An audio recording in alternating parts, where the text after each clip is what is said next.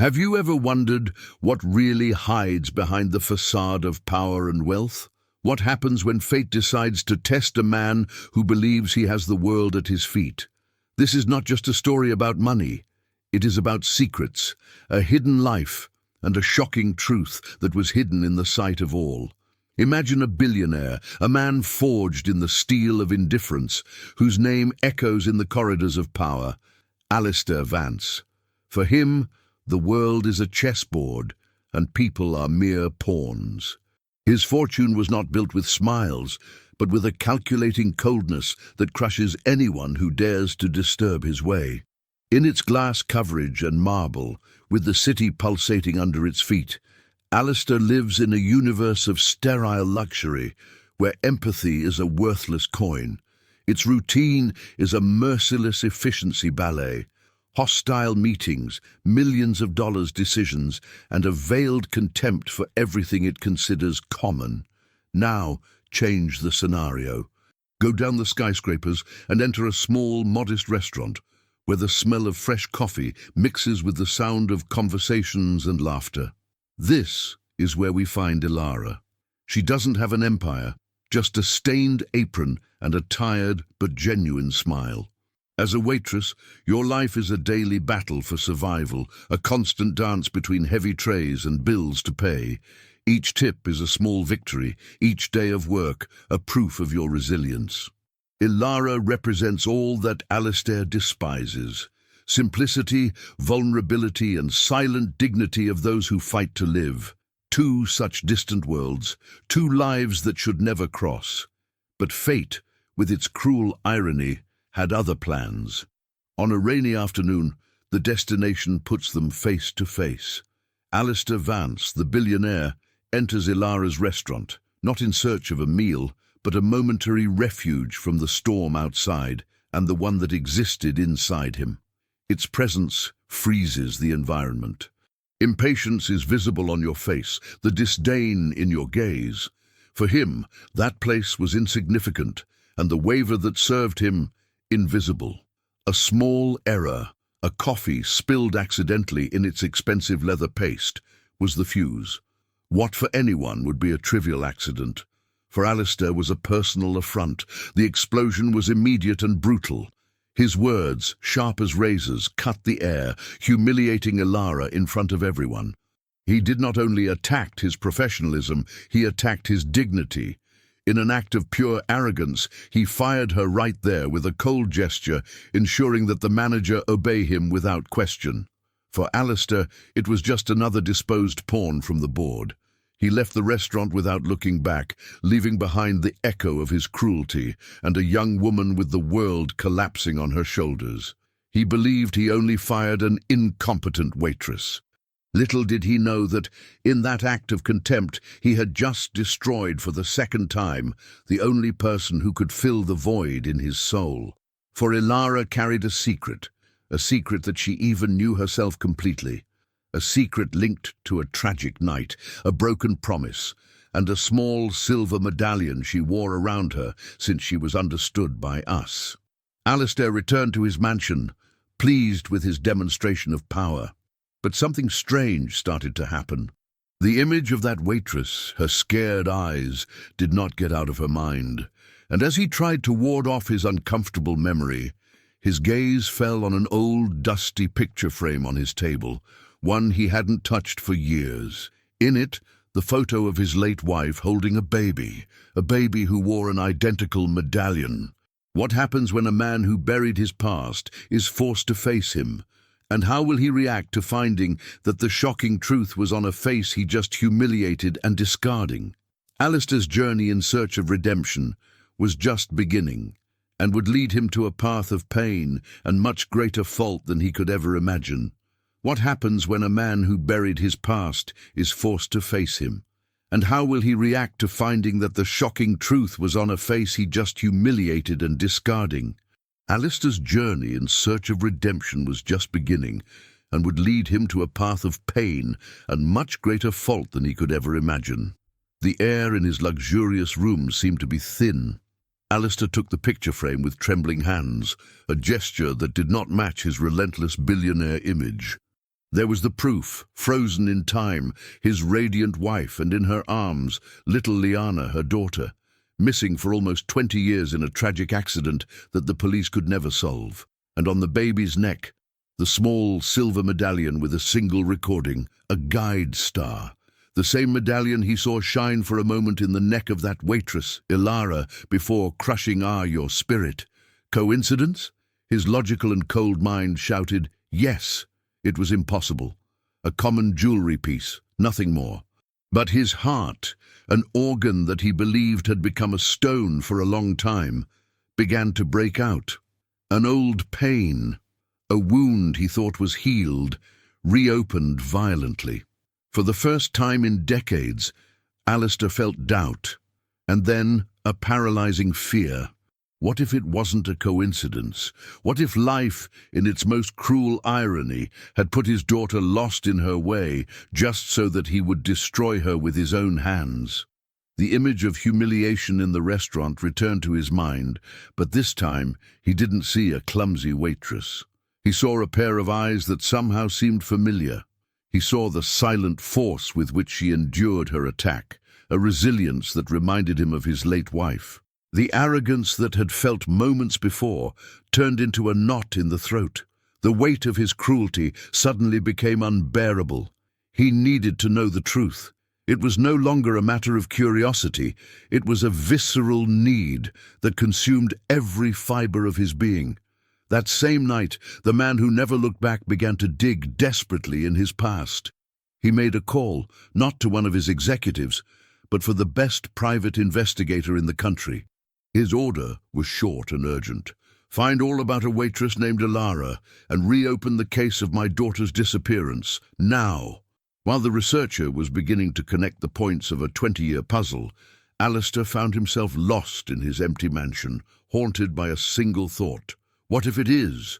What would he do? How could he even start asking forgiveness? And now, I want to know about you. If you were in the billionaire's place, consumed by the guilt and the possibility of finding your daughter lost in the worst possible way, what would you do?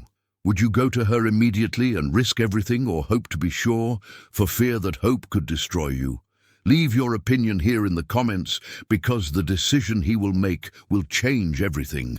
Stories like this show us that life is more complex than it seems, and the next step of this journey is the most shocking of all.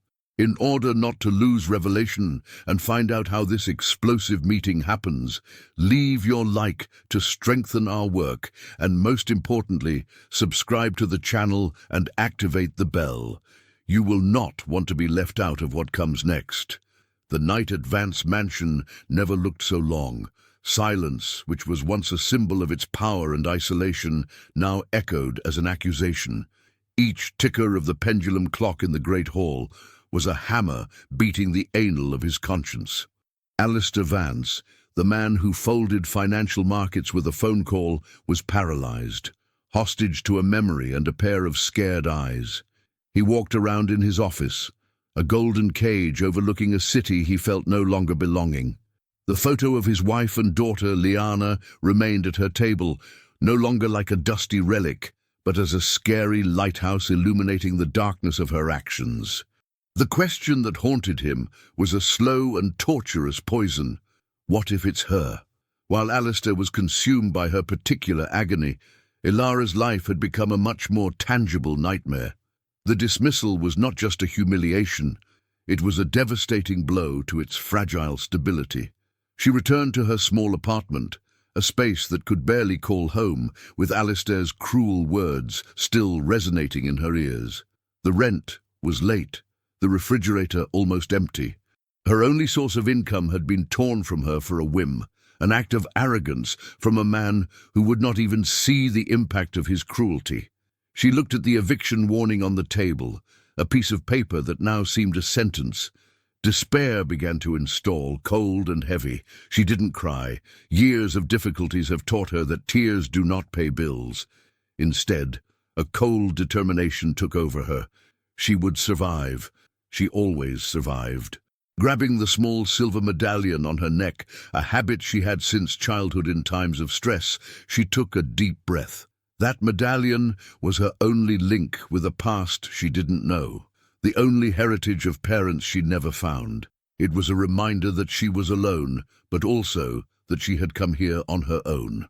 Across the city, the truth gear was beginning to rotate, driven by Alistair's unlimited fortune. The investigator, a man named Marcus Thorne, was a legend in his midst. Discreet, efficient, and relentless. He was not impressed by billionaires or his dramas, but the case of the missing daughter of Vance, a famous cold case at the time, awakened his professional heiress.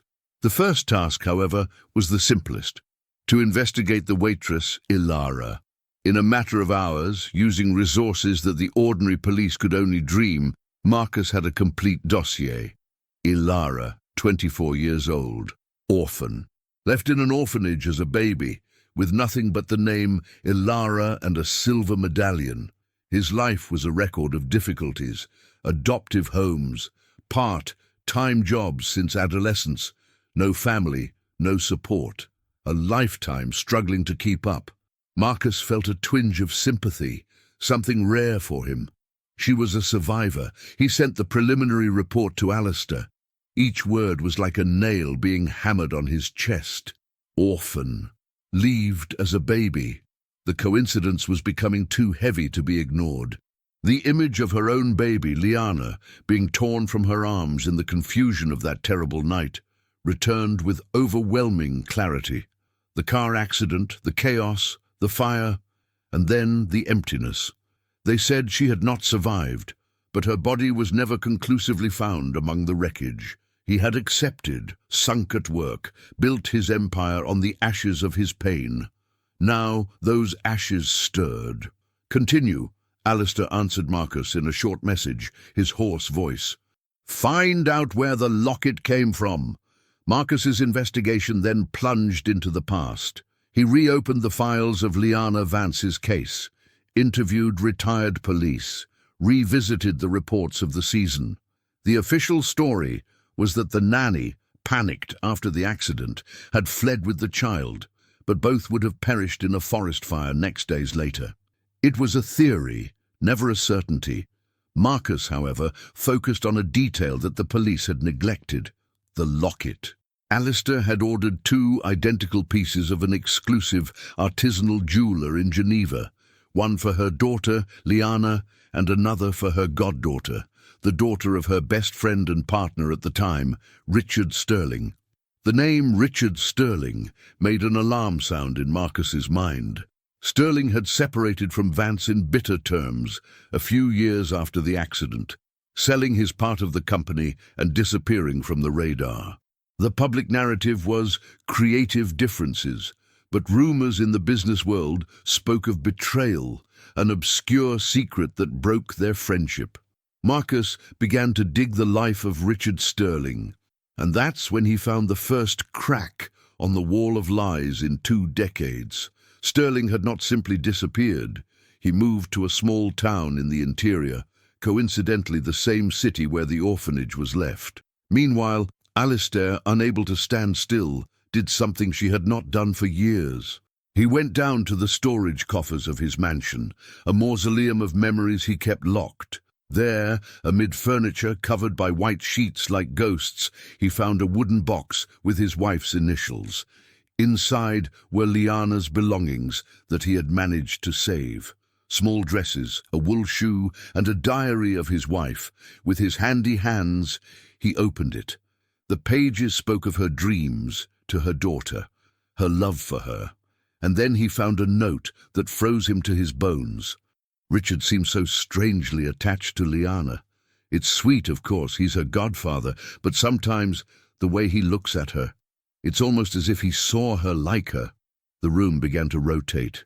Richard, your best friend, your daughter's godfather, business betrayal.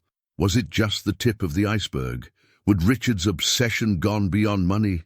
The possibility was so monstrous, so vile, that Alistair felt the air mist. He, the billionaire who controlled everything, would have been blind to the greatest betrayal of all, right under his nose. At that very moment, your phone rang. It was Marcus. "Alistair," The researcher's voice was calm, but urgently loaded. "I think I found something. The jeweler in Geneva confirmed he did 2 medallions. One for his daughter and one for her goddaughter, Richard Sterling's daughter. But there is one detail that he only remembered now. At Sterling's request, his daughter's medallion had a slight difference in recording, an almost imperceptible flaw in the guide star." Alistair arrested her breath. "The question is," said Marcus, "that the orphanage where Ilara was left has an entry record, a single personal item listed with her, the locket, and they have a high-resolution photography of it in your files. I got a copy. I'm sending to you now. The email has arrived." Alistair clicked, the heart beating the ribs. The image carried. There it was, the silver medallion.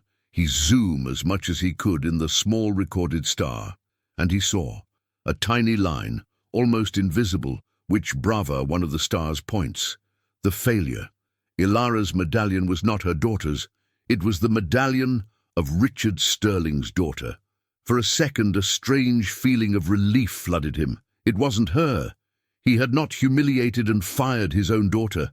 The monstrous guilt decreased for a moment, but was immediately replaced by overwhelming confusion. If Ilara was Richard's daughter, where was her daughter, Liana? And why did Ilara, the heir to a rich man, live as an indigent, working as a waitress? What the hell Richard Sterling had done? The truth was much darker and more complex than he imagined. The story was not about a lost child, but about two lives exchanged, 2 destinations stolen by an act of envy and despair. The puzzle was not resolved. He had just become infinitely more complicated. Alistair was not just looking for her daughter now. He was hunting a ghost, a traitor, and the truth behind a secret that destroyed multiple lives. And at the center of everything, it was Ilara, the waitress he had discarded, who was, unknowingly, the key to unraveling everything. He needed to find her, not because of fault, not for redemption, but because she was the only living track he had. The decision was made. He wouldn't expect any more. He would go to her. But how to approach a young woman whose life he had just turned upside down? How to explain that she was the centerpiece of a billionaire mystery without looking like a madman? He didn't have the answers, but he knew he needed to act. The rude billionaire was about to embark on the hardest journey of his life, a quest for profit, but for the truth. And this search would lead him to confront not only his former friend, but also the demons within himself. Now the story is at a turn point. Revelation is not what we expected, and the mystery only deepened. I want you to think about what just happened. If you were the waitress Ilara, living the worst day of your life, and the same billionaire who humiliated you would appear on your door, what would you do? Comment below. I would slam the door in his face. If he would send you away, or comment, I would him out. If curiosity spoke louder, let's see what most would do in this situation impossible. For Alistair Vance, the billionaire who commanded his empire with iron fist, the restaurant incident should have been forgotten as the door closed behind him. It was just another annoyance in his day, a trivial demonstration of power to correct a small failure in the world system. He had humiliated and fired a waitress. So what? People were fired every day. It was the natural order of things, the survival of the fittest, a mantra he used to justify each of his relentless decisions. He got into his luxury car, the smell of Italian leather replacing the smell of cheap coffee, and gave his driver order to return to his glass and steel fortress. He expected to feel the usual satisfaction, the calm that came after reaffirming his domain. But strangely, she didn't come. Instead, something uncomfortable settled in his mind, an image, the image of the waitress's eyes. They were not eyes of anger or challenge, but a deep shock, a wounded dignity she desperately tried to keep. There was something in those eyes, a fleeting familiarity that he could not identify, but disturbed him like a low and persistent buzz. And then, another memory flash. the shine of something silver on her neck when she bent down to clean the mess. A locket. He shook his head, angry with himself. Why were you thinking about it? It was irrelevant. Any waitress in any restaurant. He had an empire to manage, billions of dollars waiting for his attention. But when he reached his coverage, the silence of the mansion seemed to amplify the feeling of restlessness. He tried to work, dive into financial reports, market projections, but its concentration was broken. The image of that young man standing immovable as his world collapsed because of a spilled coffee, he continued to haunt him. It was then that his gaze wandered to the side table, to a dusty corner he had avoided for years. There was a silver picture frame, facing down. He didn't remember turning him, but he knew why he had done it, to avoid the pain of memory. With a boost he didn't understand, he took him. The hands, which signed 9-digit checks without trembling, hesitated. He turned the picture, and the world stopped. There she was, his wife smiling with the brightness of life in his eyes, a glow that he himself had helped to erase with his obsession with work. And in his arms, a small baby, his daughter, Liana, the daughter he lost. And in the baby's small neck, shining against the soft skin, was a medium silver lion, a small disc with a recorded star. Alistair Vance's heart, a piece of machinery he believed only to pump blood, failed a beat. The locket. It was identical to what he had glimpsed around the waitress's neck. The possibility was so absurd, so impossible, that he should have discarded her as a ridiculous fantasy. But the seed of doubt, once planted on a soil of pain and regret, grows with a terrifying speed. While Alistair was robbed by a past that he had tried to bury under layers of wealth, Ilara's life was undoley. The walk home was a blur of shame and panic. His words echoed in his head, incompetent, useless. Each word was a blow, not just in its pride, but in its ability to survive. Upon entering her tiny apartment, reality hit her in full force. The eviction warning at the table was no longer a problem for the end of the month. It was an immediate threat. Without that job, she had nothing. She sat on the edge of the bed, her body exhausted, but her mind on fire. She didn't cry. Tears were a luxury she couldn't allow herself. Instead, she grabbed the only value object she had, the silver medallion on her neck. It was cold against her skin, a family weight that anchored her since she remembered. It was his only link with the beginning of life that was a complete mystery.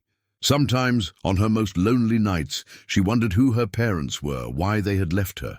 Did they love her? Was that medallion a love gift or a consolation prize for a life of abandonment? At that moment, he looked just like a piece of cold metal, as useless as she felt. Back to the roof, Alistair's doubt became a feverish obsession. He, a man of logic and facts, was acting by instinct, a visceral sensation that consumed him. He made the call. Marcus Thorne, the best investigator the money could buy. The order was straightforward. Alistair's voice was a mixture of urgency and authority. I want you to find everything about a waitress named Ilara, who worked on the corner bistro, and I want you to reopen the case of my daughter's disappearance, Liana Vance. I want answers. Yesterday. Marcus Thorne was a man who lived with secrets. He knew that behind every great fortune was an unlisted story, usually stained with pain or betrayal. Liana Vance's case was legendary, one of those mysteries that high society whispered on gala dinners. The investigation began with a stunning speed. Within hours, Ilara's dossier was on Alistair's screen. Orphan, left in an orphanage with just one name and a medallion. The coincidence was stark, almost painful. Each detail of Ilara's difficult life was a knife spinning in Alistair's guilt wound. He had kicked her when she was already on the floor. But the true revelation came from the research on the locket. Marcus, with his network of contacts that extended to the world's most exclusive corners, located the retired jeweler in Geneva. The old artisan's memory was remarkable. He perfectly remembered the order of Alistair Vance, decades ago. "Oh, yes, the guide star medallions," he said by a safe line. "A beautiful order." Mr. Vance ordered 2 identical, one for his newborn daughter and one for the daughter of his partner, Mr. Sterling, who had also been born at the same time. Richard Sterling. The name has reached Alistair as a punch in the stomach. Your best friend, your partner, the man he had treated like a brother until the bitter separation years later, a betrayal in the business that Alistair never forgiven. He had forgotten that Richard also had a daughter. The memory was nebula, obscured by the pain of his own loss. "There was any difference between the medallions?" Marcus asked, feeling that he was close to something important. There was a break from the other end of the line. "Yes," said the jeweler.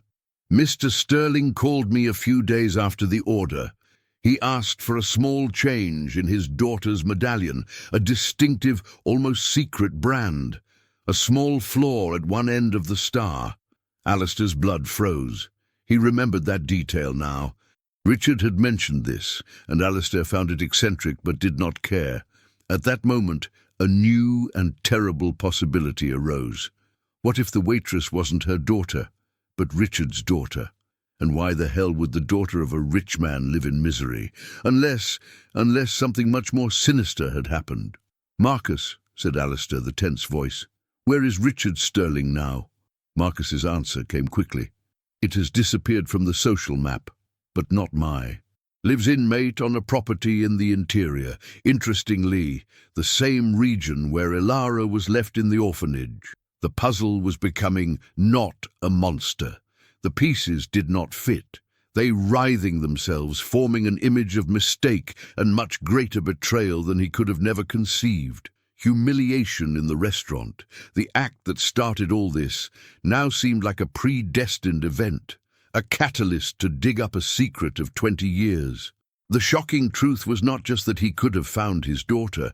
The truth was that his whole life, his pain, his loss, could have been orchestrated by someone he trusted most.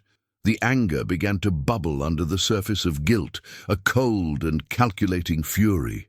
He needed to know which Ilara medallion used. It was the key to everything. He couldn't wait for Marcus. He needed to see with his own eyes. He took the keys from one of his sports cars, a vehicle he hadn't driven himself for years. He didn't want a driver. He didn't want assistance. That was personal. He went down to the garage, the sound of the V12 engine echoing like the thunder of his growing fury. He directed the city, not as a billionaire in his cocoon, but as a hunter. He had Ilara's address, courtesy of Marcus's lightning investigation. It was in a part of the city that he didn't even know it existed. The journey took him from wide and clean streets to narrow alleys and worn buildings. With every block, the contrast between her world and hers became more stark, and the weight of her action in the restaurant heavier. He parked the car of $500,000 in front of a decrepit building, attracting glances of surprise and distrust. He climbed the ranging stairs, his heart hammering against his ribs, a mixture of fear, hope, and anger. He stopped in front of her door. What would he say? "Sorry for ruining your life, but can I take a look at your necklace?" It was insane. But he had to know. He raised his hand to beat, but hesitated. What if it was her medallion? What if that young woman living in poverty were her lost daughter, Liana? How could he look into his eyes and explain that the father she never knew was the same monster who had publicly humiliated her? Would revelation be a blessing or its final destruction? The situation is impossible. The tension is maximum. The decision he makes can fix a life or destroy it forever. Now think as a screenwriter. What would be the next most dramatic step? Comment below. He should knock the door. If you think the direct confrontation is the only way out, or comment, he should investigate more, is believed to need the whole truth before being revealed. Your choice defines the next chapter. The sound of the restaurant door closing behind Alistair Vance was like the crack of a whip, but the following silence was even worse. For Ilara, the world seemed to go on slow motion. The eyes of pity from his co-workers, the whispers of clients who witnessed their humiliation. Every detail was a needle drilling their dignity already in crash. She stayed there, stopped in the middle of the hall, a statue of shock and shame. The manager, a generally kind man but terrified of the billionaire's fury, approached her with his pale face. He didn't have to say anything. His gaze already apologized and confirmed the sentence. "Ilara, I'm sorry. Take your things." The walk to the small cabinet at the back was the longest of his life. Each step seemed to weigh a ton. She exchanged the coffee-stained apron, the proof of her crime, for her thin and worn coat. By emptying his closet, which contained little more than a pair of extra shoes and a pocketbook, reality began to infiltrate the mist of shock. It wasn't just a job. It was your rent, your food, his only line of defense against the abyss of poverty that has always haunted it. That man, with his expensive suit and his excessive anger, had not only taken his livelihood, he had pulled the carpet of his entire existence, and had done so with the same chance with which a used napkin was discarded. As he left the back door, the cold air of the city hit her like a slap on his face, arousing her to the urgency of her situation. Desperation was a cold wave rising through her throat, but she swallowed her. Years of a difficult life, jumping from adoptive homes for precarious jobs, had taught her a brutal lesson. Panic was a luxury. Self-pity was a poison. What remained was survival. As he walked through the busy streets, amid people who lived their normal lives, she felt invisible, a ghost in her own city. She didn't go home immediately. She couldn't face the four walls of her apartment, which would soon be yours anymore. He could not face the eviction warning on the table, which now shone with a neon urgency in his mind. Instead, her feet took her to the only place that brought her a shadow of peace, a small park overlooking the city's bridge. She sat on a cold bench, watching the cars pass, each containing a life, a story, problems that at that moment seemed infinitely smaller than their own. It was there, in the solitude of anonymity, that she finally allowed a single tear to drain through her face. A tear not of sadness, but pure and powerless frustration. Why did life be so difficult? Why were some people born with everything, the power to destroy others on a whim, while she had to fight for every crumb? Instinctively, his hand went to his neck, his fingers finding the family contour of the silver medallion. She held him tightly, the cold metal against the palm of his hand. It was the only constant in his life of change and loss, the only connection with a past that was a blank book. Who were your parents? Why did they abandon her? Did they ever think about her? In that moment of absolute despair, the locket did not seem like a treasure, but a curse, a symbol of everything she didn't have, a family, an identity, a place in the world. In a boost of anger and pain, she almost pulled him out of her neck to throw him into the river. What a secret was a secret if he didn't offer spos, just more questions. But she stopped. It was all she had. Throwing it out would be like erasing yourself. While Ilara waged her silent battle in the park, the news of the Billionaire tantrum was beginning to spread. A client from the restaurant, a young, aspiring journalist, had discreetly filmed part of Alistair's explosion. He did not have the full audio, but the image was clear. The most powerful man in the city, standing, imposing, gesturing angrily for a shrunken waitress. The humiliation was palpable. The video, posted with the title "Alistair Vance Shows Its True Face," began to gain traction online. At first, they were just a few hundred views, then thousands. The story of the anonymous waitress fired by a spilled coffee has become a symbol of the arrogance of 1%. People shared, commented, expressed their indignation. Alistair Vance's name, usually associated with power and success, was now linked to cruelty and pettiness. Of course, none of this came to Ilara. She was in her own worry world. Finally, when the night fell and the cold became unbearable, she returned to her apartment. The view of the eviction warning hit her as a punch. She took him and read him again, as if the words could have changed. They didn't change. She was 2 weeks. 2 weeks to find a new job, get an advance and pay the late rent. It was a Herculean task in normal circumstances. Now it seemed impossible. She opened the fridge, half box of milk, a lemon and a jelly jar. The despair came back, stronger this time. She sat on the small kitchen table and for the first time that day buried her face in her hands and let her weight collapse over her. Across the city, at the top of his glass empire, Alistair Vance was completely oblivious to the viral storm that was formed around his name. He was also oblivious to the real and tangible despair he had caused. For him, the incident was already a distant memory, a resolved discomfort. His mind was elsewhere, in a multi-billionaire fusion that he was negotiating. However, even for him the night brought a strange restlessness. Alone in his vast and silent mansion, he found himself wandering on corridors he had not visited for years. His steps led him to a wing locked from the house, your daughter's room. He hadn't been there for almost 2 decades. With one click, he unlocked the door. The air was still, heavy over time. Everything was exactly as his wife had left. A carved wooden cradle, a mobile of stars hanging on him, small, dressed in an open cabinet. It was a frozen sanctuary in time, a monument to its greatest loss. And it was there, in the stillness of that room, that the image of the waitress returned to him, not with irritation, but with a strange and inexplicable twin in the chest. He didn't know why. He pushed the feeling away, attributing it to the melancholy of the environment. He locked the door again, determined to leave the past where he belonged. Buried. Little did he know that the past was not in that room.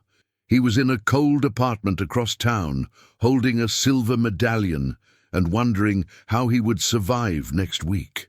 The universe had put them on a collision route, and the impact, when it came, would be strong enough to shake the foundations of both worlds. The consequence of Alistair's act was not just the resignation of a waitress, it was the first domino to fall into a line that would lead to a shocking truth, a truth that was hidden for 20 years and was about to explode. Ilara's situation is desperate, and Alistair's ignorance is almost as tragic as. She is at the bottom of the well, not knowing that her life is connected to a billionaire secret. Now put yourself in her place. You are out of job, no money, and a dump warning. What is your first survival instinct? Comment below. I would ask friends for help, if you would seek support from your contact network, however small. Or comment, I would hit the streets for a new job immediately. If your absolute priority would be to find a new source of income, it doesn't matter which one. Your answer reveals a lot about how you would deal with a crisis. Alistair Vance returned to his mansion, the echo of his own cruelty still hovering in the air of the luxury car. He expected to feel the cold satisfaction that he usually accompanied a demonstration of power, the reaffirmation that his world operated under his rules. But to your surprise, the feeling did not come. Instead, a strange and uncomfortable stillness settled in his mind. The incident in the restaurant, which should have been trivial, began to repeat itself in his head, not as a triumph, but as a disturbing scene. The image of the waitress Ilara standing still, with wide eyes shock, refused to disappear. There was something in the way she stared at him, a silent dignity under humiliation, which destabilized him in a way that no hostile negotiation has ever achieved. He tried to ignore. He entered his office, a power sanctuary overlooking the city he saw as his personal chessboard. He sat in his leather chair, which was worth more than that waitress's annual salary, and tried to focus on market reports. But the words and numbers on the screen seemed distorted, meaningless. Her mind kept going back to the restaurant, to her silver shine on her neck. A locket. Why did he remember that? It was an insignificant detail. He dealt with billions of dollars, not cheap jewelry. Annoyed with himself, he got up and began to walk around, a lion caged in his own golden fortress. It was then that his gaze fell on something he had not consciously noticed. On a dusty shelf, behind prizes and business recognition, was a small, dark wooden chest. It was not an object of luxury, but something personal, almost sacred. It was the chest of memories of his late wife, a sanctuary that he kept locked since her death, and even more since the loss of his daughter, Liana. He didn't know why, but he felt an irresistible boost to open it. Perhaps it was a form of punishment, to force yourself to feel something real after the numbness of your daily life. With his hands that never trembled by signing contracts that could fail, he took the chest. The key was in your drawer, hidden, but never forgotten. The lock click sounded abnormally high in the silence of the office. As he opened the lid, a weak lavender smell, his wife's scent, rose. And for a moment the pain was so sharp that he almost closed the chest again. Inside, carefully tidy, were the few treasures left of a life that seemed to belong to another man. Love letters, faded photos, a theater program of their first date, and in a separate velvet compartment were Liana's things. A wool shoe, a strand of baby hair tied with a silk ribbon, and a small silver frame. He took him. The picture was faded, but the image was still clear. His radiant wife holding the little Liana in her arms. And there, against the baby's chest, was the object that would make the world of Alistair vacation. A small silver medallion with a guide star recorded in the center. The air came out of his lungs. He looked from the photo in his hand to the waitress's mental image on his head. The locket, it was the same. No, it couldn't be. His mind, an instrument of logic and probability, shouted that it was a coincidence. A common jewelry piece, perhaps. Thousands could exist. But his heart, an organ he treated as a mere muscle, told a different story. That medallion was not common. He himself had ordered him from a Swiss artisan, an exclusive design. He had ordered two, one for Liana and one for the daughter of her then best friend and partner, Richard Sterling. The doubt, once planted, began to grow like a poisonous weed, choking all his rational thoughts. And if, the most dangerous question in the universe, what if it wasn't a coincidence? What if life, in its most cruel and unthinkable irony, had put his daughter lost in his way, just so that he could crush her under the weight of his arrogance? The idea was so monstrous, so unbearable that he felt a wave of nausea. The relentless billionaire, the master of the universe, suddenly felt small, fragile, terrified by a possibility that could redefine all its existence. He tried to fight it.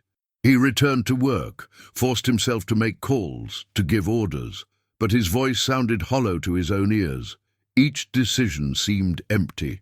The empire he built, the wealth he accumulated, all suddenly seemed meaningless, a distraction elaborated to mask the open wound in his soul. The image of the waitress was no longer that of an incompetent employee. It was the face of a ghost, the ghost of his lost daughter, looking at him with prosecution. The humiliation he inflicted on her now became a form of self-flagellation. It was as if, in some way subconscious, he was punishing himself through her. The night fell, but sleep didn't come. Alistair Vance, the man who slept quietly, knowing that his decisions affected thousands of lives, was awakened, haunted by a single life he had impacted that day. He saw himself in front of the mirror of his vast marble bathroom. The man who stared at him back seemed a stranger. The lines of expression on his face no longer looked like marks of power, but scars of loneliness. Where was the young man who fell in love, who dreamed of being a father? He had been lost in some Lugar R along the way, replaced by this rich, cold shell. The doubt was torture. He needed to know. Uncertainty was worse than any truth, however terrible it was. He took the phone. He did not call one of his executives or lawyers. He called a number he had not used for years, a number saved for existential crises and problems that money could normally resolve. Marcus Thorne. the investigator. "Marcus," said Alistair, his lowest and less authoritarian voice than usual, "I have a job for you, a personal job." There was a break from the other side. Marcus was not used to receiving calls from Alistair Vance in the middle of the night, let alone that tone. "I'm listening," replied the researcher, his calm and professional voice. "I want you to find everything I can on a woman, a waitress named Ilara, and Marcus reopens Liana's case. I want you to connect the points, no matter the cost." The order was given. The truth machine, fueled by an unlimited fortune, was set in motion. Alistair hung up the phone, but the question did not decrease. On the contrary, now she had a way forward, a goal. He returned to the chest of memories. He took the small silver picture frame again. He drew the outline of his daughter's face with his finger. A silent promise was made at that time. He would discover the truth. And if the waitress were really her daughter, he couldn't even complete the thought. What would he do? How to redeem yourself from such a monumental sin? The billionaire who believed could buy anything in the world was about to find that forgiveness, especially forgiveness, was priceless. The beginning of the doubt was the end of Alistair Vance, as he knew himself, and the beginning of a desperate search that would force him to confront the demons of his past and the shocking truth about his present. The mind of a powerful man in crisis is a dangerous place. Doubt can lead to redemption or destruction. Alistair took the first step, but the way ahead is an emotional minefield. Now I want you to put yourself in his place for a moment. If you found out that the person you hurt the most can be the only person who can save you, what would be your biggest fear?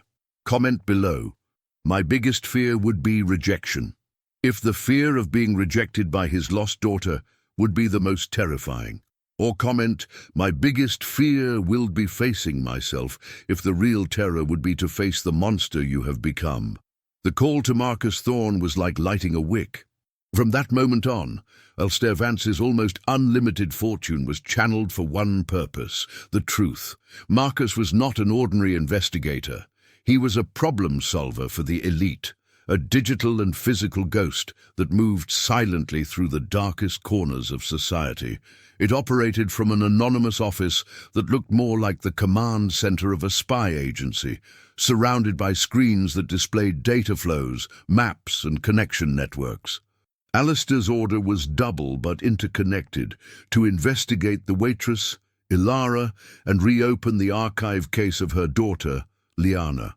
For Marcus, this was not just a job, it was a very high-level puzzle, and he loved a good puzzle. The first phase of the investigation was fast, almost instantaneous. The name Ilara was inserted into its systems. In minutes, the young waitress's life was mapped in one of her screens. It was a sad and painfully common story.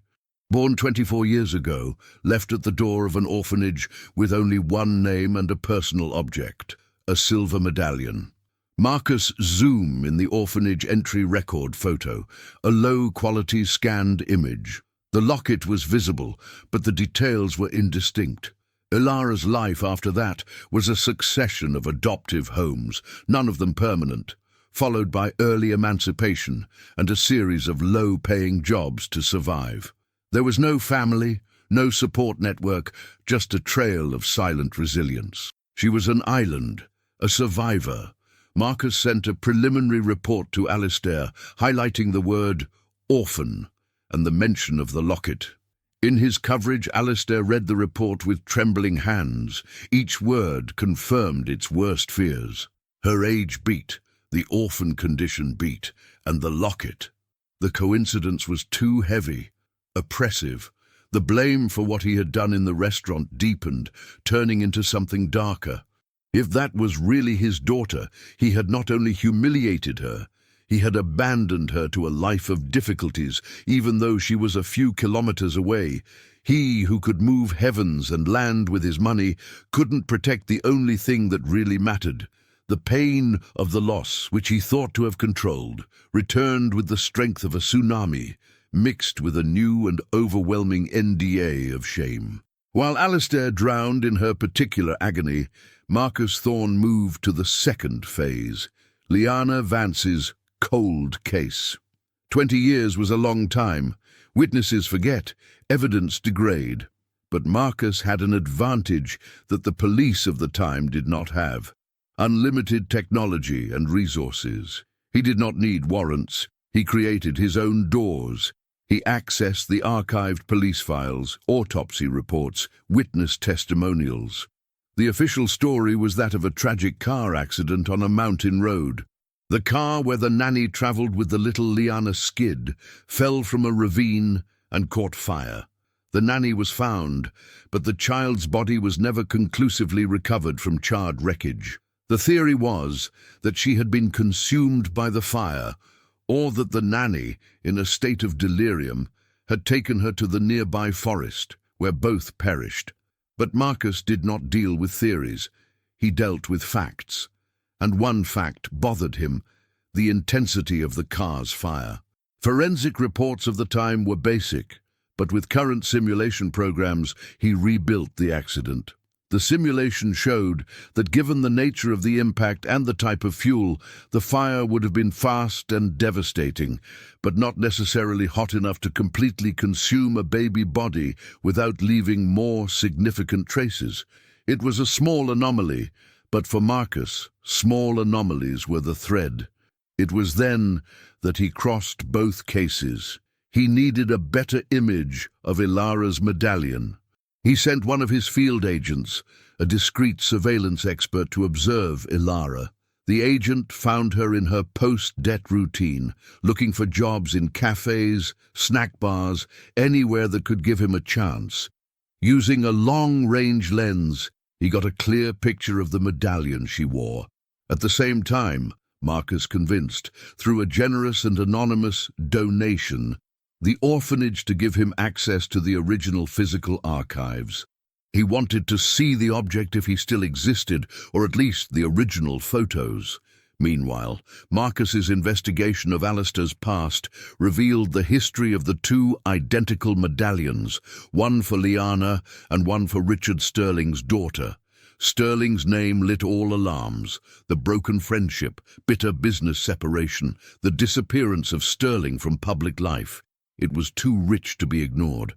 Marcus began to dig the life of Richard Sterling, and what he discovered was the first real piece of the puzzle.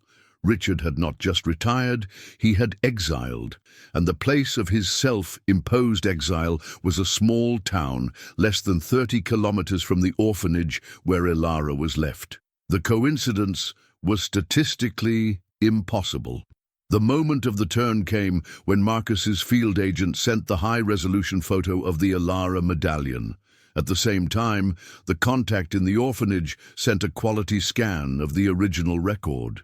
Marcus placed the two images side by side on the screen, along with a file of the medallion that Alistair had supplied, Liana's. He zoomed, and your heart, usually calm, accelerated. There was a difference. In the Liana locket, the guide star was perfect. In the Ilara medallion, one of the star's tips had a tiny failure, an almost imperceptible line that broke it. It was a deliberate brand. Marcus called Alistair immediately. "Alistair, I have news. Ilara's medallion is not Liana's." Across the line, Alistair felt a mixture of relief and deep confusion. It wasn't her. The guilt of humiliating her own daughter dissipated, but was replaced by a million new questions. "Her medallion," continued Marcus, her low and serious voice, "has a distinctive brand, a failed recording. I checked with the jeweler again. This brand was requested by Richard Sterling for his daughter's medallion." Silence. Richard's name stopped in the air like a sentence. "Alistair.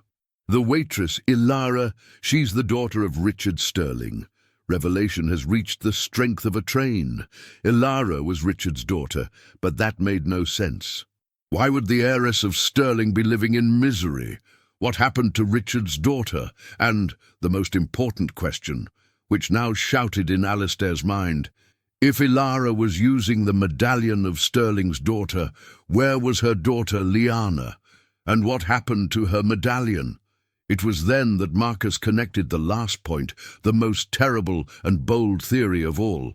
Alistair, and if there was an exchange, the accident, the chaos, was the perfect opportunity. What if Richard, for some sick reason, changed the children? What if he took Lyanna and left his own daughter behind, with the medallion changed, so that she was identified as the heir Vance if found? The theory was monstrous, diabolical in its simplicity. Richard, moved by envy or some hidden resentment, would have orchestrated everything. He would have kidnapped Lyanna, Alistair's daughter, and the created one. And she would have abandoned her own daughter, Elara, to her own luck, perhaps hoping she would die or disappear forever.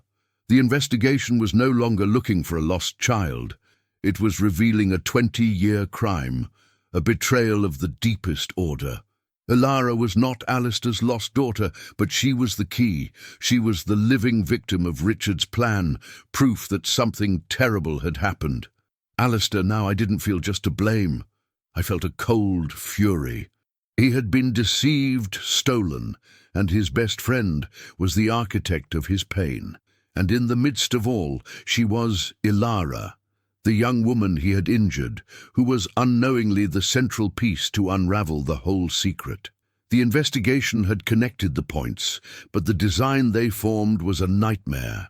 The search was not over. She had only changed direction, becoming darker, more dangerous, and infinitely more personal. The truth revealed by the investigation is more shocking than the initial suspicion. Elara is the key, but in a way no one expected. Now Alistair's decision becomes even more complex. If you were the billionaire, knowing that Elara is the daughter of the man who probably stole her own daughter, what would you do? Comment below, I would use her to get revenge, if your instinct would be to use it as a weapon against your enemy. Or comment, I will protect her from the truth, if your impulse would be to protect you from the coming war. Alistair Vance's office, usually a bastion of power and control, became the epicenter of an existential earthquake. On the computer screen, the high-resolution image of the Elara medallion was irrefutable. Marcus Thorne, on the other side of the secure line, had just uttered the words that changed everything. Her medallion has a distinctive brand, was requested by Richard Sterling for his daughter's medallion. The phrase stopped in the air, dense and heavy, loaded with the weight of 2 decades of lies. For a moment, Alistair felt a dizzying and sick relief. It wasn't her. He had not humiliated and discarded his own daughter. The monstrous guilt that consumed him retreated, but only to give way to an abyss of confusion and fury. Alistair, the waitress, Elara, she's the daughter of Richard Sterling. Marcus's voice was calm, surgical, but each syllable was a blow. Richard's daughter, the heiress of her greatest rival, her former best friend, the man whose betrayal in business he never forgiven. But that made no sense. Why was the daughter of a man who, even after the separation, was still absurdly rich, was living in misery, working as a waitress and facing the eviction? Alistair's logic, his sharper tool, shattered against the wall of that impossibility. Unless the truth was much more perverse than a simple exchange of identity. It was then that Marcus's theory, the most terrible hypothesis, was verbalized. The possibility of an exchange of children in the chaos of the accident.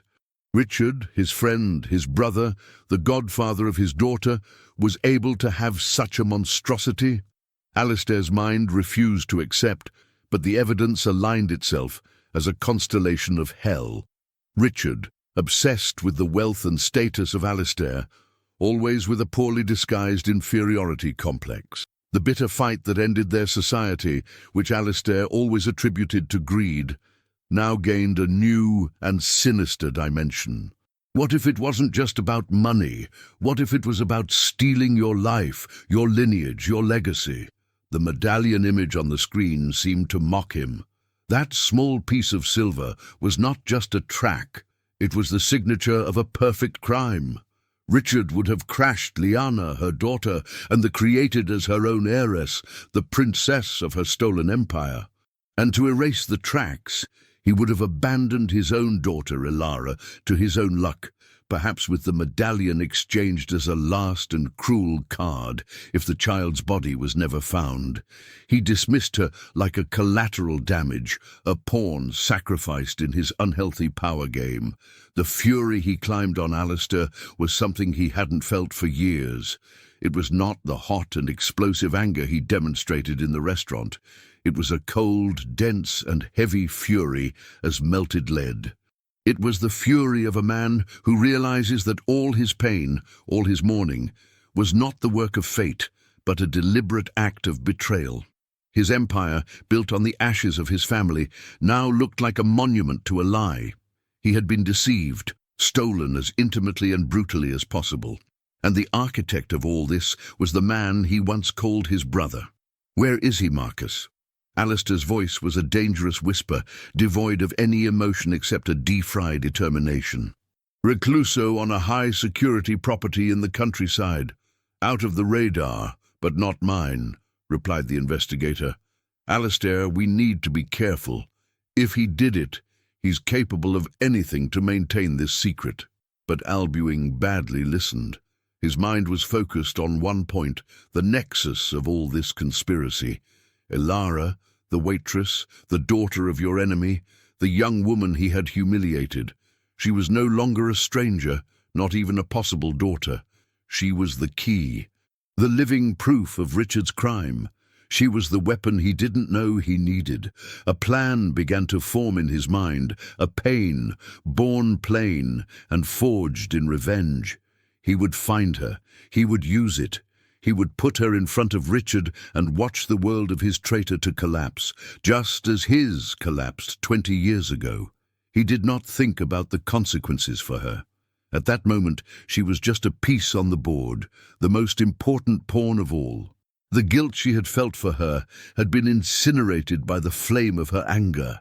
He saw her now through a new lens. She was the blood of her enemy, the living legacy of the man who stole her daughter. The irony was almost poetic. Destiny had not given him his daughter back. He had given him his enemy's daughter, served on a silver tray. "I go to her," said Alistair, her final decision. "Be prudent," Marcus advised. "She knows nothing. For her, you are just the man who fired her." Marcus's observation hit him, but not the way the investigator intended. He was right. He could not simply appear and drag her into the middle of his war. He needed a strategy. He needed to approach, gain his confidence, understand what she knew, probably nothing, and then, at the right time, use it to checkmate. The relentless billionaire, the strategist master, was back, but this time the game was not for money or power. It was blood. It was for his daughter. He turned off the call with Marcus. The plan was risky, bordering on insanity, but it was the only way he saw. He would go to Elara, not as a furious billionaire, but as a sorry man.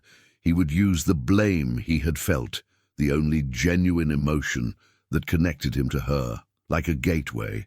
He would ask for forgiveness. It would offer help, a job, money, anything to infiltrate your life. It would be the performance of your life.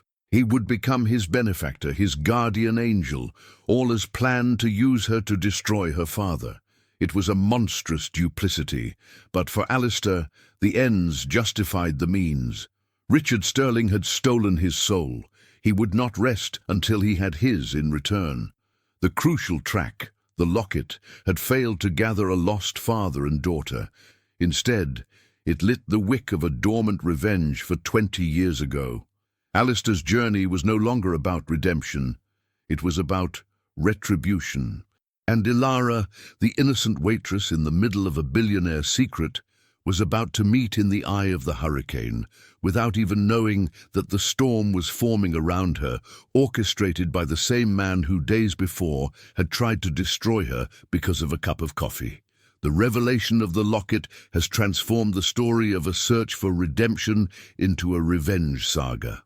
Alistair is about to play a dangerous game with Ilara as a central piece. Now imagine the scene from her point of view. If you were Ilara, and the billionaire who humiliated you would appear on your door by offering an apology and help, what would you do? Comment below. I would accept the help. I'm desperate. If your need for survival would speak louder than your pride. Or comment, I would tell him to get lost if you would never accept anything from him, no matter the situation. The plan was traced, cold and calculating as one of its corporate acquisitions. Alistair Vance, the strategist master, would use Ilara, the daughter of his enemy, as a guarded missile pointed directly at the heart of Richard Sterling's empire of secrets. Revenge was the goal. Justice to his lost daughter, Liana, was the justification. He sat in his office, the epicenter of his power, feeling the adrenaline of the imminent hunt. He would approach her, pretend repentance, become his savior, all to orchestrate the fall of his traitor. It was a brilliant plan in his cruelty, a masterpiece of manipulation worthy of his name. He took the phone to give the first orders to Marcus Thorne to start the approach phase, but his hand stopped centimeters from the screen. He hesitated, and in this little moment of hesitation, the entire universe has changed. The cold fury that propelled him gave way to something much more complex and uncomfortable.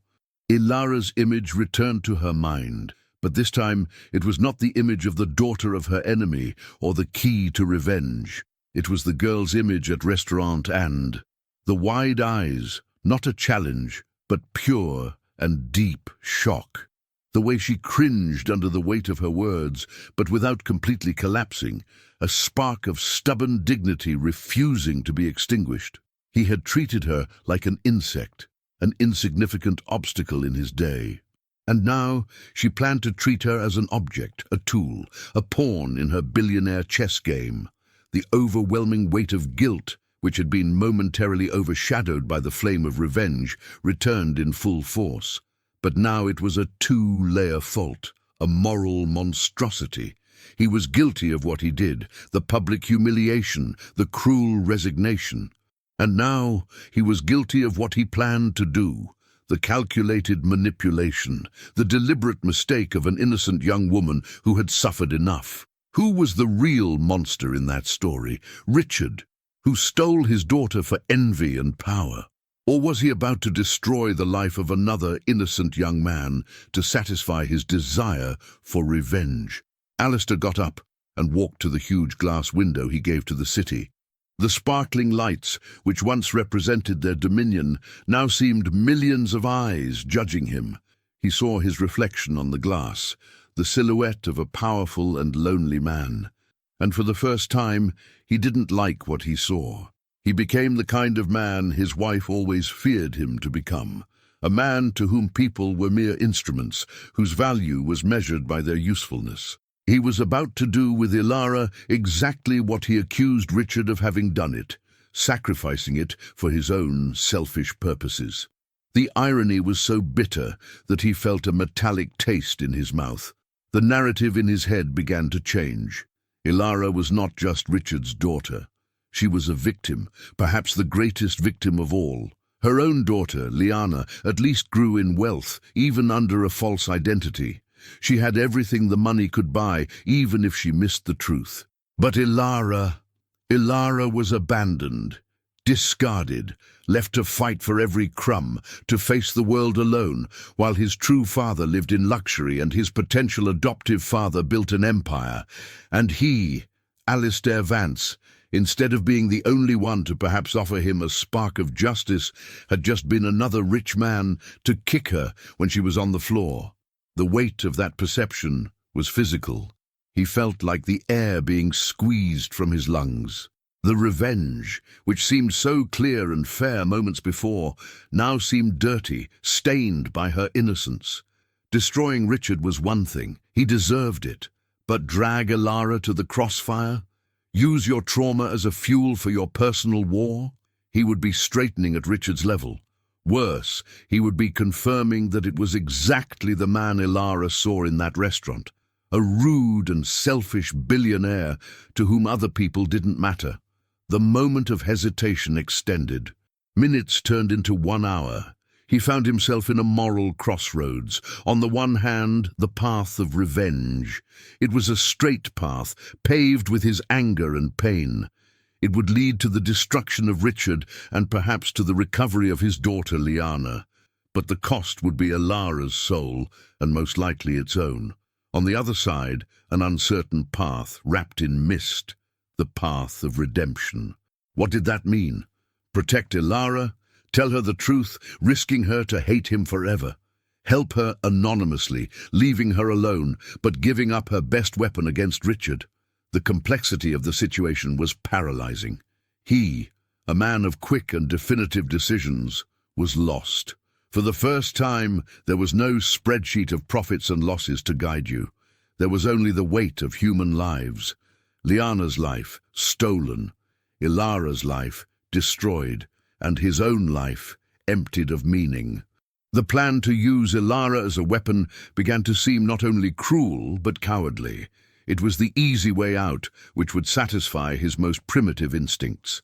The most difficult path, the way of a truly strong man, perhaps was another. He returned to his table and looked at the phone. Marcus Thorne's name was still on the screen. He knew what he had to do. Revenge would have to wait. There was something more important now. A debt to be paid. Not Richard's debt to him, but his debt to Ilara.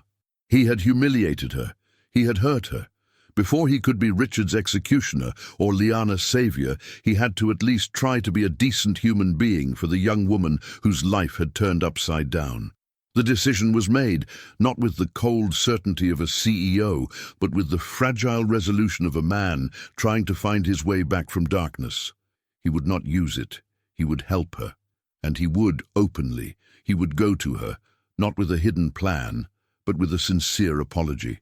He was his contempt, his hatred, his distrust. He deserved it all. It would be your first act of penance. What would happen later, he didn't know. Maybe she hit the door in her face. Maybe she never forgive him. But he had to try. The search for his daughter would have to be locked on another front. The battle for his own soul would begin at Ilara's door. The weight of guilt had not crushed him. He had shown him a different way.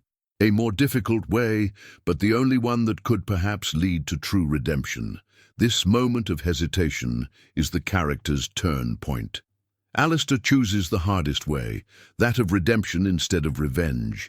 This makes it more complex and perhaps more worthy of crowd. Now the ball is with Ilara. If you were the waitress, completely in the dark over all these billionaires, and saw the man who destroyed you at your door, looking genuinely sorry, which would pass your head? Comment below, I would think it's a trick. If your first reaction would be total distrust, believing there is a hidden reason, or comment I would be confused but curious, if, despite the anger, curiosity about why he is there would speak louder. Alistair Vance's decision was not accompanied by trumpets or a sudden peace of mind. It was a silent, heavy choice made in the loneliness of its coverage, under the judging look of its own reflection. Revenge, with its promise of visceral satisfaction, was shelved. In its place, a much more fragile and frightening goal emerged, redemption. And he knew, with a clarity that surprised him, that this journey could not start with the hunting of Richard Sterling, or the search for his lost daughter Lyanna. I had to start at Ilara's door. He needed to face the damage he caused, the human face of his own cruelty, before he could even think about fixing the fractures of his own past. He didn't take the sports car. He didn't call his driver. To do this would be to arrive like the billionaire, the untouchable being who had crushed her. Instead, he did something he hadn't done for more than a decade. He took an ordinary taxi. The journey of its luxury neighborhood, with its immaculate streets and walled mansions, to the worn-out of Ilara, was a literal and figurative descent. With every block, the varnish of his world was undoing, revealing the royal city, the city where people fought, where a lost job was not a statistics in a report, but a personal catastrophe.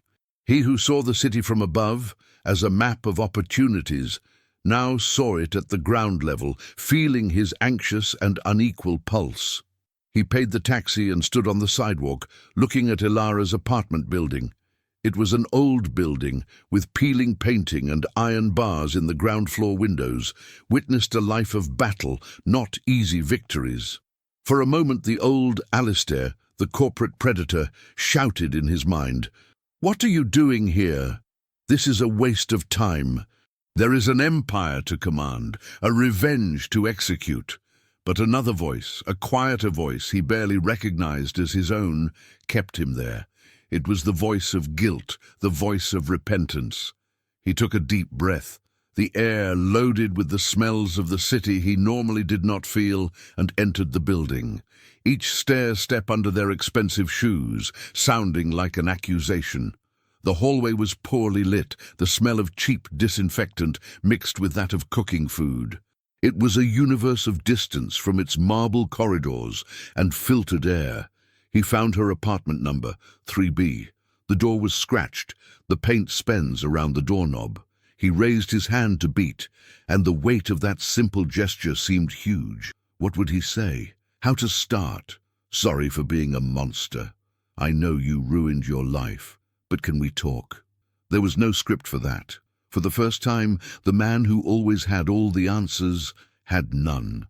He had only one intention, trying to fix what broke. He hit. Inside the apartment, Ilara heard the beats, and her heart froze. Who could be? The landlord, coming to charge the rent in person. She spent the day in a frantic and fruitless search for employment, facing closed doors and feather looks. He was exhausted, hungry, and on the edge of his despair. With her heart in her mouth, she walked to the door and looked at the magical eye, and the world stopped. It was him, the billionaire. Alistair Vance, stopped in front of your door. The initial shock gave way to a wave of fear and anger. What did he want? Did you come to torment it more? To make sure she was suffering enough? Her survival instinct shouted her not to open so she would pretend not to be at home. But then she saw something on her face through the small, distorted lens. He didn't look arrogant or angry. He looked lost, tired. The power posture had disappeared, replaced for a vulnerability that was as shocking as his presence there. Curiosity against his best trial, one fear. With the security current still in place, she opened the door a crack. "What do you want?" Her voice came out firmer than she expected, sharpened by anger and the need to protect herself. Alistair saw her eyes through the crack, the same eyes that haunted him, now full of distrust and fear. He deserved that. "Miss Ilara," he started, his voice hoarse, "I know I don't have the right to be here, but I needed to come in person." "Did you make sure that the resignation worked?" "It worked. I'm unemployed. Happy?" She spit the words, each of them a small, sharp stone. Alistair didn't go back. He absorbed the blow. "No, I came to apologize. What I did in the restaurant was undescribable. It was cruel, arrogant, and unfair. There is no justification for my behavior.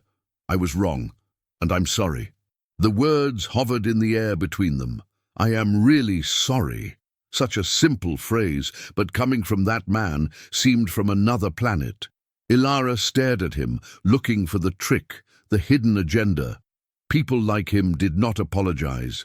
They destroyed and moved on. This had to be some kind of unhealthy game.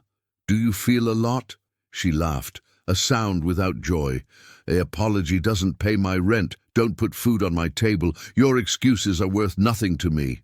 "I know," he said, and the sincerity in his voice disarmed her for a second. "I know that. That's why I didn't just come with words. I want to fix it. I want to pay the equivalent of 6 months of your salary. No, a year. And I want to offer you a job. Any job in my company you want, with full training. Or if you prefer, I can do the right calls to get the job you want anywhere else." The offer left her stunned. It was a salvation board, a way out to the nightmare she was in. But coming from him, it seemed poison. Accepting would be like selling your dignity, the only thing left. It would be to let him solve the problem he himself created with his power and his money, as if everything could be bought. "I don't want your dirty money," she said, although every fiber of her body shouted for the safety that money would bring. "I don't want anything from you. I just want you to leave and leave me alone." She began to close the door, but his voice stopped her. "Please," he said, and the word was naked, stripped of all his authority. It was the sound of a man begging. "I don't expect you to forgive me. I probably won't forgive me.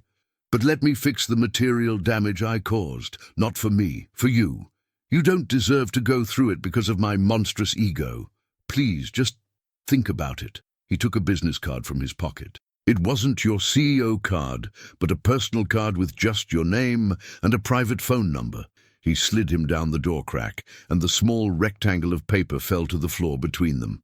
"This is my personal number. If you change your mind, or if you need anything, the decision is yours."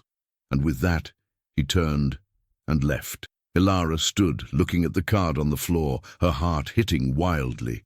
She closed the door and locked her, leaning against her breath. The meeting was nothing she could have imagined. There was no screams, no more humiliation. There was an apology, an offer of help, and a man who seemed genuinely broken. Her anger was still there, but now she was mixed with an overwhelming confusion. What had just happened? Why would a man like Alistair Vance bother to look for her to apologize? The change in him was so drastic, so inexplicable that he was almost scarier than his initial anger. She looked at the card on the floor. Take it seemed like a betrayal of herself, but not catching it. It looked crazy. This meeting was the first step in seeking to Alistair for redemption, but also the first real test for Ilara. His offer is a two-edged knife, salvation and submission. Now the hardest decision is hers. If you were in Ilara's place on the floor of your apartment looking at that card, what would you do? Comment below. I would pick up the card. If your need to survive and your curiosity about his change would make you get the card. Or comment, I would leave it on the floor if your pride and distrust were too strong to accept anything of that man. The air in Ilara's small apartment was dense, loaded with the weight of non-said words and a lifetime of questions. The presence of Alistair Vance, the billionaire who previously terrified her, was now a source of confusion and a strange, almost dangerous, a sense of familiarity. He was not there like a tycoon, but as a man stripped of his defenses, his visible pain in every line of his face. The conversation, which began with an apology and a help offering, had deepened, guided by Ilara's discovery about his tragic past. She had not confronted him with what she read, but her newly discovered empathy softened the edges of her anger, allowing a real conversation, the first between them, to happen. They talked about their lives, or rather, about their edited versions. Ilara spoke of her struggle, her loneliness, the constant feeling of being estranged in her own world. Alistair, for the first time in years, spoke of loss, not in terms of the stock market, but in human terms. He spoke of his wife and the darkness who followed his death, carefully avoiding the epicenter of his pain, his daughter. Each shared word was like a step in a minefield, both afraid of stepping into fact that was pulsed under the surface. It was then that Alistair's look, which wandered through the small room as if looking for an answer, settled in his neck, in the silver medallion, the object that had started all that madness. He turns him to the restaurant, a fleeting glow. He turns him into high-resolution photos and research object. But now, seeing him there, resting against her skin, was different. It was real. It was the final piece of a puzzle that he could not solve completely, but whose outline haunted him. "This medallion," he started, his voice hoarse, almost a whisper. "Do you have been using it for a long time?" Ilara instinctively touched the cold metal. It was an intimate question, But coming from him at that moment, it seemed natural. "All life," she answered. "It's the only thing I have from my parents, the only proof I came from somewhere." Alistair's heart began to beat unmistakably. Marcus Thorne's theory, the exchange, the betrayal of Richard, everything turned into his mind. But looking at her, the sincerity in her eyes, revenge seemed a distant and vulgar concept. There was only one young woman who deserved the truth, no matter how painful. And there was him, a man who carried a secret that could be the key to her identity or the confirmation of her loneliness. The hesitation he had felt before returned, but this time it was not about revenge versus redemption. It was about the right to blow someone with a truth that he himself barely understood. Can I see him more closely?" he asked, his voice tense. Hesitant, Ilara took the necklace over her head and reached for him. His hands trembled slightly. That object was his identity, his only link with the unknown. Give him to him, the man who had injured her, seemed an insane act of faith, but something in her gaze, a desperate urgency, compelled her. Alistair took the locket. The metal was hot from the heat of her body. He turned him to the palm, the insignificant weight, but the emotional burden immense. He didn't need a magnifying glass. He knew every line of that design. He had ordered him. He had held him in his hands when he was young and bright, before putting him around a baby's neck. He sought to fail, Richard Sterling's secret mark that Marcus had discovered. He tilted the locket against the weak light of the lamp, his heart hammering in his ears. And he didn't find her. The guide star was perfect. Ulster Vance's world, which had been turned upside down several times in recent days, has been completely annihilated. It was not the medallion of Richard's daughter. It was the other, the original, the Liana medallion. Marcus's theory was wrong, or at least incomplete. There was no change of medallions. Ilara, the waitress he humbled, the young woman who lived in poverty, was using her daughter's medallion. The implication was so seismic, so monumental, that he could not breathe. The blood ran away from his face. He looked back at her, but didn't see her anymore as Ilara, the waitress. He saw his wife's eyes. He saw the shape of his mother's face. He saw 20 years of questions answered in a single and terrifying moment of clarity. Where did you get this?"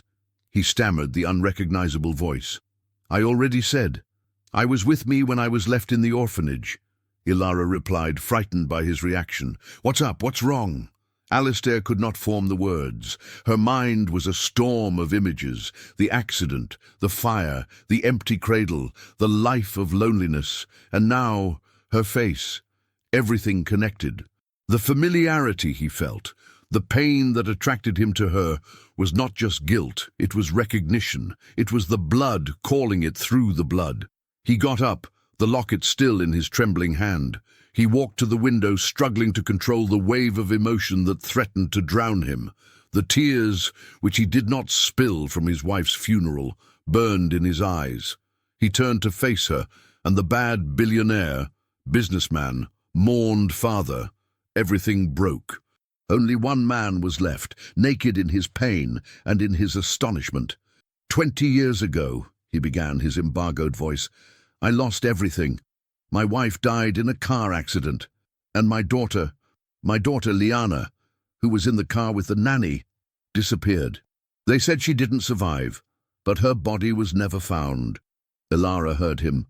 The tight heart of empathy for the story she had already read, but now sounded infinitely more tragic from him. She didn't understand why he was telling him that, there, at that moment. Alistair took a step toward him. He opened his hand and showed her the locket. I had this medallion for her. It was supposed to be her guide star, so she always found her way home. The air was thin. Ilara looked at the locket in his hand to his face and back to the locket. The implication of those words was too great, too impossible to understand. His mind refused to make the connection. It was a mistake, a cruel coincidence. It couldn't be. No, she whispered, shaking her head in denial. This This is not possible. I know, he said, tears finally dripping down his face. I didn't believe it either. I thought it was a mistake, but it's not. He took another step, closing the distance between them. He looked deep into her eyes, and all he saw was his lost daughter, the child he cried for 2 decades, now a woman, standing in front of him. The pain of loss and the joy of discovery mingled with such powerful emotion that it left it without breath. And then he said the words that would change the universe forever. The words that were at the same time confession, an explanation, and a supplication. Ilara, Liana, I didn't find you by chance. He paused, gathering all his strength. I am your father. The silence that followed was deeper than any sound. The words hovered in the air, vibrating with the power of an atomic bomb. Ilara's brain simply hung up. Father. The words she whispered on her most lonely nights, the figure she imagined in 1,000 different scenarios. And now, the word was being spoken by the man who had humiliated her, the billionaire who represented everything she despised. The shock was so absolute, so physical, that she felt the floor disappear under her feet. Your whole life, a lie, your identity, a scam. And his father was him. Revelation was not a moment of joy. It was a cataclysm. The beginning of something new, yes, but built on the annihilation of everything that came before. This is the climax, the moment that redefines the whole story. The truth was said. Now Ilara's reaction is all that matters. If you were Ilara right now, listening to the words, I am your father, from the man who destroyed her and then tried to save her, what would be your immediate reaction? Comment below. My reaction willed be anger and rejection. If your first emotion would be anger at life denied it and the rejection of this impossible truth. Or comment on, my reaction will be shock and tears, if the weight of revelation would simply break all your defenses, resulting in pure emotional shock. The words, I am your father, did not bring a cinematic hug or tears of joy. They sucked all the air from the small apartment, leaving a shock and unbelief vacuum. For Ilara or Liana, the world leaned over its axis. The father figure she idealized in her most lonely dreams had materialized in the form of the man who had humiliated her. The contradiction was so violent, so visceral, that his first instinct was not acceptance, but rejection. Anger, confusion, and a deep pain for the life stolen to her bubbled inside her. She retreated, stumbled back away from him, as if her proximity burned her. The questions came out of her in a broken torrent. No, how? Why? Where were you for 24? For Alistair, each question was a knife deserved in his heart. He did not try to defend himself. He simply stayed there, absorbing the fury and her pain, knowing it was just the first wave of a storm that he himself had, partly created. That first date did not end with a happy ending. He ended with Ilara, overloaded and terrified, demanding that he leave. And he went. He left her with the truth, a pine grenade that he had no right to ask her to hold. He returned to his mansion not as a father who found his daughter, but as a man who had lost her for the second time, just as he found her. The days that followed were a purgatory for both. Ilara was locked in her apartment, the outside world disappearing. She didn't eat, she didn't sleep. Revelation passed on an infinite loop in his mind. She was Liana Vance, the heiress of a bilio fortunarius, the daughter of the man who fired her. Each facet of truth was more absurd than the previous one. She looked at her reflection in the mirror and did not recognize herself. Who was she?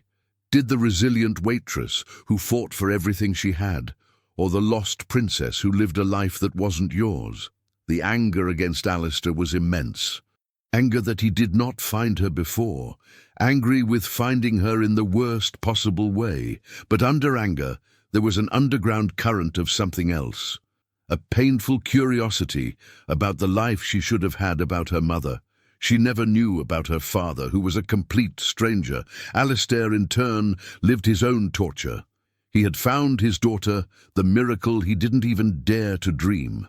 But she hated him, and rightly. The will to use his wealth and power to fix everything was overwhelming. He could buy her a castle, give her the world. But he knew that every grand gesture would only move her more, confirming her image from a man who believes everything can be bought. Then he did the hardest thing about his life. He waited. He gave her space. Your only communication was a simple text message sent every morning. I'm here when you're ready, just to talk. Meanwhile, the other piece of the puzzle, Richard Sterling, continued to live in his fortress of lies, completely unconscious that his 2-decade secret was undoing. The revenge, which Alistair had put aside, now seemed not only justified, but necessary. Not for him, but for Ilara. Richard not only stole Alistair's daughter, he condemned his own daughter to a life of difficulty protecting his crime. Justice needed to be served. But Alistair knew he couldn't act without Ilara. This was no longer just his war. The change came a week later.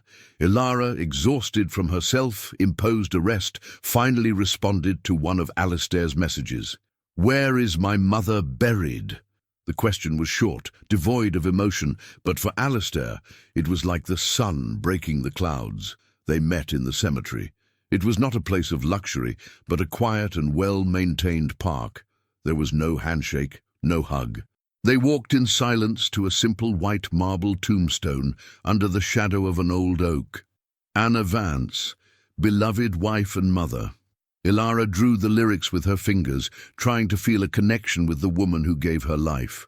Alistair was a respectful distance, telling her about Anna, not about the socialite, but about the woman, her laughter, her love for books, the way she believed that goodness was the true form of strength. For the first time, Ilara did not see the billionaire. She saw a widower of mourning, sharing the memory of the woman they both loved. It was the first and fragile thread of its reconciliation. From there, the meetings became more frequent. They were cautious meetings in neutral places. Parks, museums, quiet coffees. Alistair never pressed, never spoke of money or his empire. He answered her questions, as painful as they were. He gave him pictures of his mother, told stories of his childhood, slowly filling the blank pages of his life. And Ilara, in turn, began to see the man behind the legend. A failed man, yes, a man who made terrible mistakes, but also a father who had suffered an unimaginable loss and was now trying, clumsy, finding his way back. The real test came when Alistair finally told her the whole truth about Richard Sterling and the suspicion of the exchange. The revelation that his life of difficulties was the direct result of a deliberate act of betrayal was almost as shocking as discovering his true identity. The anger she felt for Alistair began to transfer to the man who had discarded her, her biological father. Reconciliation was not a moment, but a process. It happened in small gestures. It happened when Alistair, when he learned that her heater was broken, did not send a maintenance team, but appeared with 2 expensive blankets and an electric heater he himself bought at a department store, saying, "I thought you could need it while waiting for the repair." It happened when Ilara, for the first time, called him father in a text message, and Alistair had to stop his car because his eyes filled with tears. Their future began to take shape, not in a meeting room, but in the kitchen of Ilara's small apartment. Together they decided to confront Richard. It would not be a hostile acquisition or a corporate war. It would be much more personal. The final scene does not take place in a mansion or a yacht. It takes place in a simple dinner. Alistair and Ilara, Liana, are sitting at the table. She's not wearing designer jewels, but still wears her locket. They are not talking about Nagols, but laughing at a silly story about her childhood, a childhood he has lost, but is now learning to know. The empire, the wealth, the secrets, all this still exists, but it is no longer at the center of its universe. In the center is this new and fragile connection. The new beginning is not about Liana Vance becoming the billionaire heiress. It's about Ilara and Alistair learning to be a family, The journey will be long, the scars will remain, but for the first time, there is hope. The waitress was not just found, she found a father. And the billionaire not only found his daughter, he found his humanity. Their story is far from over, but this chapter closes with a promise. The promise that even after the most shocking revelations and the darkest secrets, a new beginning is possible. Now, reflecting on all this journey, from humiliation to reconciliation, I want to know your final opinion. Which do you believe was the biggest challenge for them? Comment below. The biggest challenge was forgiveness. If you think forgiveness, both from Alistair and Alistair for yourself, was the most difficult obstacle, or comment on the biggest challenge was building trust, if you believe that building genuine confidence from scratch, after all lies and pain, was the most complicated part.